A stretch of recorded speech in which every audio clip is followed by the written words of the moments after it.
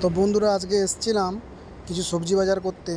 ঠিক আছে, তো সবজি বাজারে দেখো কি কি নেই, কি কি আছে সেগুলো দেখতেই পাবে। ঠিক আছে, দেখতে থাকো। চাল আছে, মুসুর ডাল আছে, মুড়ি আছে, তেল আছে, হলুদ আছে। এটা একটা দোকান, মুদিখানা দোকান গোছের, তাই মুদিখানা দোকানের মধ্যে সব কিছু মোটামুটি পাওয়া যায়।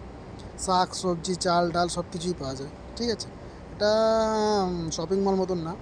ডাঁটা শাক, কুমড়ো, মূলো, লাউ, কলমি শাক, টমেটো সব কিছু মোটামুটি এখানে পাওয়া যায়। মাছও পাওয়া যায়। একটা মুদিখানা দোকান বসে।